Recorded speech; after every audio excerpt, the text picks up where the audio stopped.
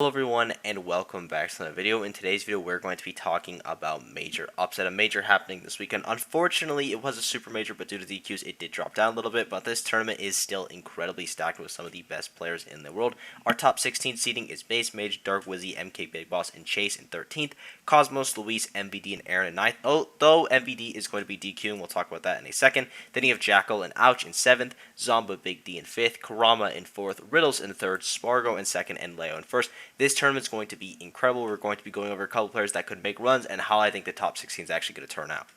Now, the first player that I want to take a look at is going to be Moxie. The first matchup that she's supposed to lose is against Zomba, and this one's pretty interesting because you have Zomba who has played a lot versus Jackal. He's probably one of the best players in the world versus Wolf, but you also have to consider that she is 2-2 versus Zomba lifetime. I do believe Zomba won the last time they played, but this is honestly a 50-50 set. But let's say she does lose it, she'd go down into the loser side versus Mystery Soul. Now, we've seen how scary Incineroar is in tournament lately, but I feel like Wolf players just don't know fear. Like, all the top Wolves, Jackal, Ouch, tourney, Moxie, they do not care what you are doing. They are going to be doing their game plan, fishing for their stuff, and killing you at like 60. And I think that'll benefit Moxie against Mystery Soul. Though, of course, again, we've been seeing SkyJ do some damage lately, so maybe Mystery Soul will be able to replicate that. But if she does get past Mystery Soul, she'd have to go against Jeja. Now, on paper, this is an okay matchup for Kirby, and that's not something you really hear often, but the character just gets kind of rocked off stage, that being Wolf, of course, and you can kind of duck under some of Wolf's options as well, like Approaching Nair, Laser as well, so it can be a problem. It is still Kirby, and it is still Wolf, so I would probably favor Moxie to make the upset there, and if she does make that upset over Jeja, then she would go into Cosmos, which is a really good matchup for her, not because they have some specific lifetime stuff, but just Cosmos is really bad versus Wolf. He's lost to Jackal, he's lost to Ouch. I imagine Moxie can do the same. She is that caliber of Wolf player, incredibly impressive. So I think Moxie's a pretty good shot to make a run both through winner side and loser side, because like I said earlier, she definitely can upset Zomba. The next player that I want to take a look at is going to be Skittles. Now, Skittles, his bracket is very dependent on one thing, and that is he good versus Mario? Because if he's good versus Mario, he's probably going to have a field day. His first matchup that he's supposed to lose is against Space Mage, which I do say that he can upset. Skittles is obviously incredible. We've seen him at the top level doing some insane stuff. I think Base Mage also plays Puff, which is definitely a character that you could steal some games from because of how light they are and how volatile Puff is. So if Skittles keeps his edge guards clean as well as his recoveries clean, he should be able to upset Base Mage. Then he goes into Karama, and that's how I talk about, okay, are you good versus Mario? But let's say he does lose to Base Mage, then he'd go against Ludo, which is a very good Mario. Then he goes against JDV, which he should be able to win. Then he goes against Dark Wizzy, which is a very good Mario. So Skittles' entire run, whether it's through winners or losers, is essentially solely dependent as, okay, how good are you going to do versus Mario? And I do think it's fairly even matchup. If I had to give it to one person's favor, though, I would give it to Younglink, just because, you do have a little bit of a sword. Your camping is better, and even though Mario still hits you really hard, he's going to do that to every character. So I think Skittles, again, if he knows that Mario matchup, he could cause some serious damage in this bracket. Now, before we get to the other side of the bracket, I do want to talk about the matches that are happening right before the top 16, because when we do top 16, we just pretend that everything went as seeded. First matchup being MK Leo versus Dark Wizzy. Now, this one should be Leo's favorite for a couple reasons. One, he's MK Leo. Two, he's playing a sword character. And three, he beat Karama at LSI. So you definitely have to give Leo a favor here, but Dark Wizzy is a player that is the caliber to beat Leo. When he turns up, he is incredibly impressive, but the odds are definitely not in his favor. Kind of the same thing for Jackal, Cosmos. Cosmos, we already talked about this in the Moxie bit. He struggles a lot versus Wolf. Maybe he's figured something out, though, but on paper, you'd probably want to give this one to Jackal. Then you have Karama versus Base Mage. Now, Base Mage has a really strong win condition here in the edge guards, and I guess that's kind of Base Mage whenever he plays something. Just, can I land a rest? Can I land an edge guard? So we're going to have to see how Karama plays around those win conditions, but Karama is one of the best players in the world, just spacing right outside of your burst range, and Jigglypuff is a character that struggles a lot with that because her burst range is very, very small. Even though her drifting and baiting game is really good, Karama's not going to give you those free punishes, so I probably favor Karama there. Then you have Zomba Luis. Now, they've gone back and forth a couple times. It's 4-2 in Zomba's favor, and he did win the last 2 times they played, so you probably have to favor Zomba there. But Luis, it's not impossible that he takes that. On the loser side of bracket, you have Cosmos versus Jeja. Now, we already talked about the edge guarding and how important it is for Jigglypuff. For Kirby, I'd say it's even more so because Kirby doesn't have, rest. And Aegis is a very exploitable character off stage, but you have to remember that it is still Aegis versus Kirby, so Cosmos should be able to win that, but it's not impossible that Jeja can get a couple good edge guards. Then you have Dark Wizzy and Skills. We are kind of already talked about that. Then you have Elise versus Zarango, if that even happens, because Zarango, I believe he plays Falcon. He's played a couple of characters, but I'm pretty sure it's mainly Falcon. And he has to go against Esam, and that is an abysmal matchup for Pikachu, or rather for Falcon, so we're going to have to see if this even happens. But if it does, I would still, again, favor Luis here because I just don't have a lot of faith in Falcon in general. Even though the character can land some pretty important stuff in tournament, it's really, really hard to be consistent because if you're not landing like a stomp knee at 50 at least like once a game, you're probably just not going to be winning. But not impossible because of Falcon. If you're landing that stomp knee, it's going to be doing very well. Then you have Base Mage versus Kronos, which I actually am going to give to Kronos just because I feel like with Puff, your main thing is, okay, I want to go for the edge guards, I want to go for my rest combos, yada yada. I think Grenade interrupts that a lot, as well as Snake. You can't really edge guard Snake if the Snake player is playing correctly, because they'll just go super high, and Jigglypuff cannot juggle. Her juggling is abysmal, unless she just hits like a Nair and then gets sent off stage again, but then he can just reset the juggle over and over, so I am going to favor Kronos on that, as well as him being tearing it up, but maybe Base Mage does in the matchup. I mean, you kind of have to know the Snake matchup at this point with all the amazing Snake players out there, so that's going to be a banger set regardless of who wins, and I think for the top 16, again, it's going to be pretty typical. The only real upset that I could predict would be Kronos over Base Mage. I think the rest of them will be probably the same, but it's not impossible that some players pull off some massive upsets. On the other side of the bracket, we do have MVD DQing, so what we're going to do for top 16 is we're just going to give Dom MVD spot on how the seeding would go, but on the winner side of the bracket, you have Justice, who's supposed to fight versus MVD. Now he's probably going to fight versus Packstreet, which is either going to be a Min Min Ditto or Pac-Man Min Min, which is really bad for Pac-Man, so probably Min Min Ditto, so whoever wins that between Packstreet and Justice is going to have a very good bracket, because their next matchup is against Big D. That is Ice Climber's Min Min, which is one of the hardest matchups in the game. Even though Big D is actually pretty good at it, there's only so much you can do. That matchup is simply abysmal, so you'd probably favor whoever wins that going into Big D. Then you have them versus Riddles, and again, Min Min does very well versus Kazuya. That could be a matchup that we see Riddles actually falling in, so I think in terms of at least characters on paper, both Justice and Packstreet have a very good chance to make it into the top 16 through winner's side. The final player that I want to take a look at before getting on to the top 16 is going to be Nessboy12, and this isn't even because his bracket is super good from him. You know, he has MK Big Boss, and if he wins that, he goes into Mystery, and then the loser side of bracket, he has to play against Valor. That is Sonic, Lucina, and Rob. None of those matchups are super good for Ness, but against MK Big Boss, if he clips MK Big Boss with essentially any move Ness has, he's probably going to kill.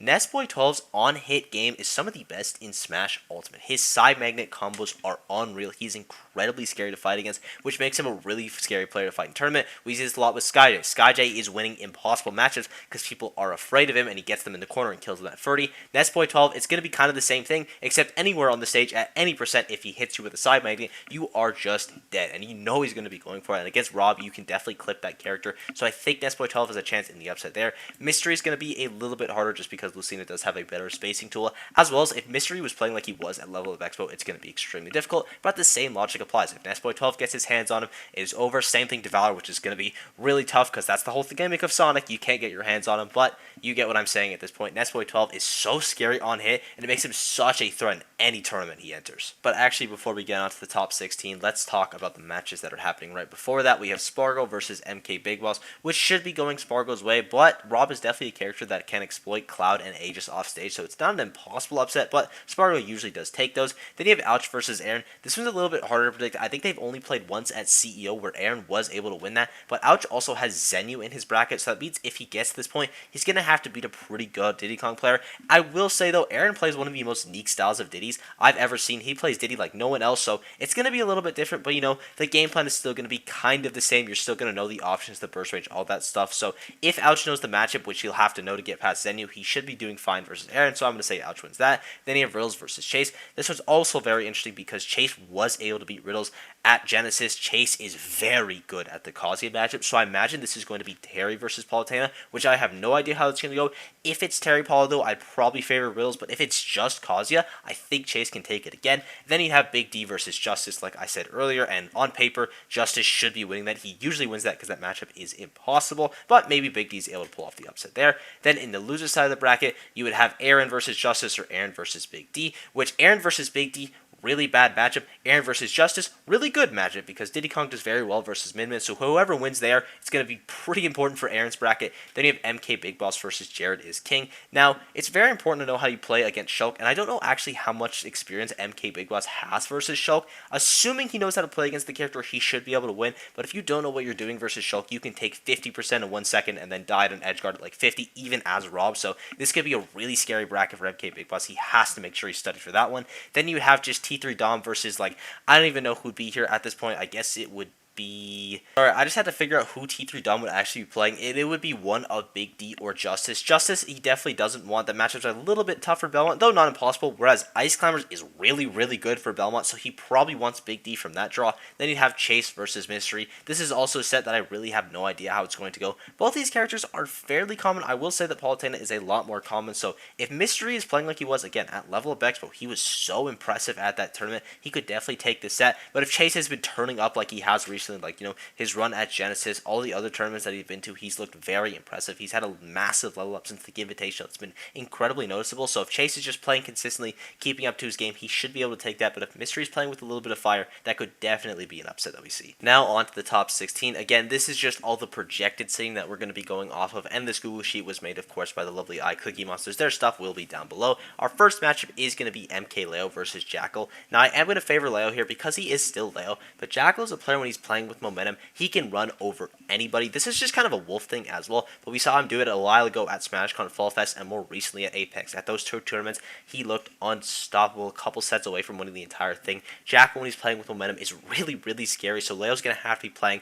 pretty well in order to best him. Then you have Kurama versus Zomba. Now this one is a little bit tough because they've only played once. I believe they played at Riptide where Zomba did win, but Kurama has leveled up massively since then, and I'm pretty sure that set was fairly close, so I am going to give it to Kurama. But on paper, you know, Zomba was the only one that's won that set between them, so maybe you want to favor Zomba there, but I just think Kurama's improvement has been so insane. And like his spacing with Mario, it is just unreal. I could talk about it for hours, so I won't bore you with that, but I'm going to give it to Kurama. Then you have Spargo versus Ouch. Now, this one usually goes Spargo's way. The sets aren't complete blowouts, but they are fairly convincing. You know, Ouch has taken a couple games, but like I talked about with Jackal, Wolf is a character that you could snowball with very quickly. If you get a couple good reads, good openings, you could destroy people, and Ouch is a player that will go for those good reads. He does not care. He is so ballsy with his play, so Ouch could definitely take that upset, but in the past, it definitely has been so a favor. Then you have Riddles versus Big D. Again, Justice is probably going to be here, but assuming Big D does actually get that pretty big upset again, it's just in terms of the matchup.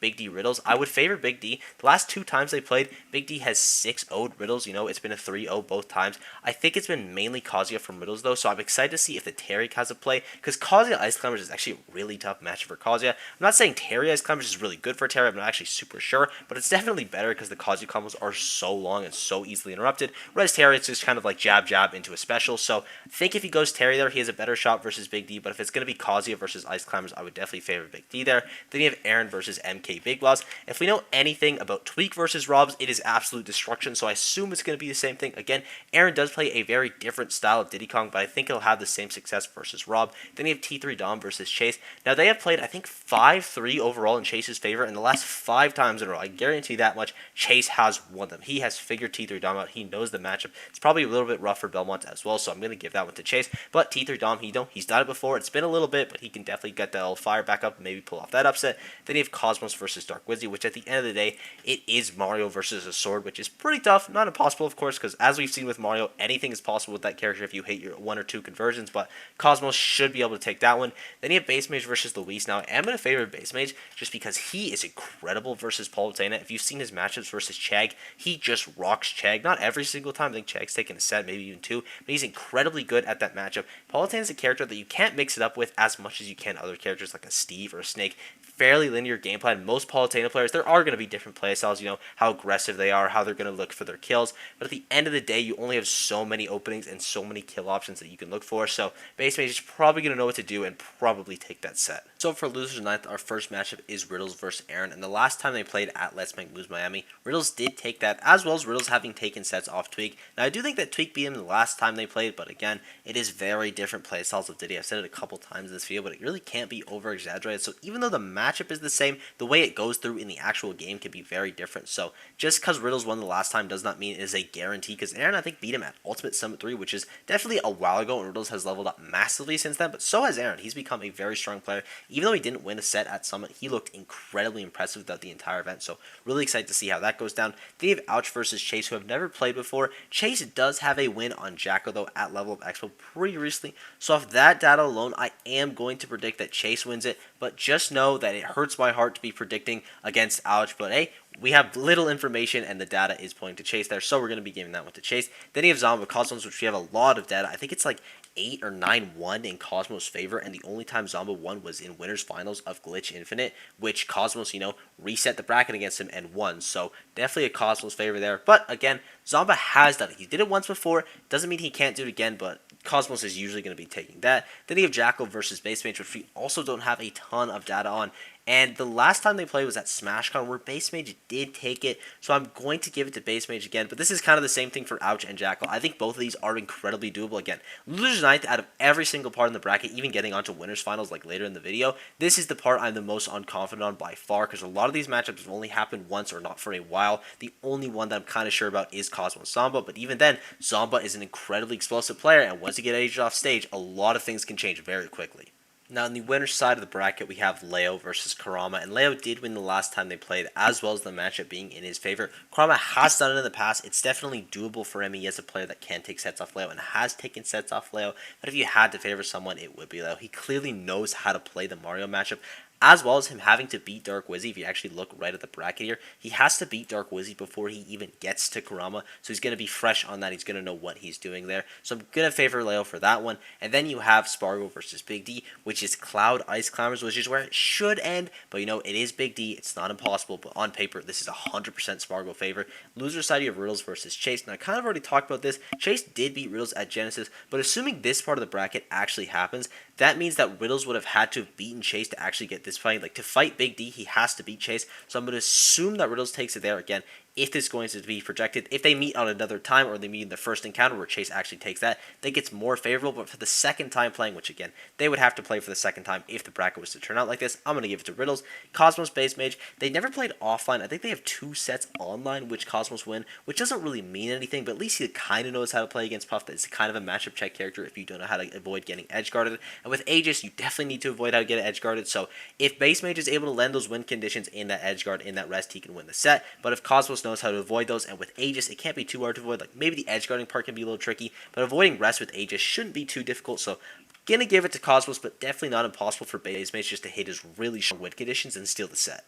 Now in losers quarters, we have Kurama and Riddles, and then Big D and Cosmos. And for Kurama Riddles, I am going to give it to Kurama just because I think his playstyle is really strong versus Kazuya. Because Kazuya, you just kind of want to force him to whiff, and that's kind of what Kurama does just all the time. That is his game plan, his win condition is you whiff, I punish you for massive damage. And Kazuya most of the time is going to be forced to take the swing because you can't really bait and whiff punish with this character because of his mobility. Now if Kurama isn't going to be careful and he's going to get hit by some things by Riddles, he's going to explode and lose the set. But that's just kind of how Kazuya sets go. But we have to consider maybe the Terry comes in, the Terry could definitely blow him out, and Mario does hit with his face, which is not great versus Shoto, so Riddles definitely could take that. I think this set is going to be really, really close. The only time they played was at Frostbite, and Kurama did manage to take that, so I guess guaranteed by Kurama. He won a set 3 years ago in different characters, but you know what I'm saying. I think Kurama's going to take this one, but again, really hard to predict. Then you have Cosmos versus Big D, which should be Cosmos because it is Aegis versus Ice Climbers, but Big D, he makes miracles happen. If he makes one happen here, don't be too surprised, but on paper,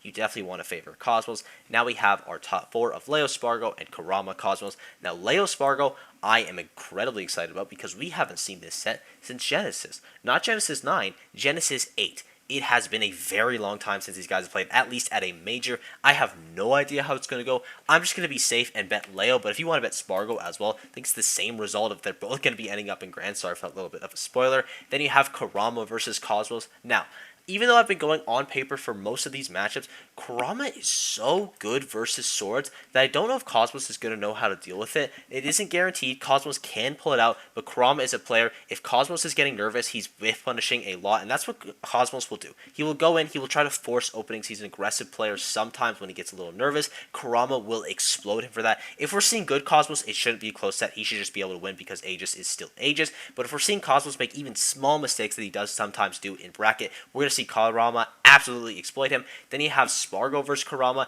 Now, Kurama did win the last time they played. I imagine Spargo is fighting with a vengeance for that. Can't be happy about that. So I'm going to say Spargo wins it. Going back and forth. He won at LSI. Then you have Spargo winning at main stage. You have Kurama winning at Summit. We're going to say Spargo wins it this time, just so we can have Leo and Spargo in the grand finals, because it really is poetic. I'm going to say Spargo resets the bracket, but overall, I'm going to give that win to Leo. And I thank you guys for watching. I hope you enjoyed. Sorry this video took so long to make. Just had a lot of real life issues. Hope you enjoyed though. Again, if there's any top players that I left out, please let me know down below. I'll tell you how the run goes. Let me know. If you guys are going to do this top 16, just leave a link to it in the comments. I'd be curious to check it out.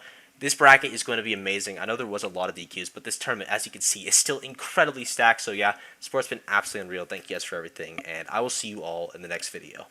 Bye-bye.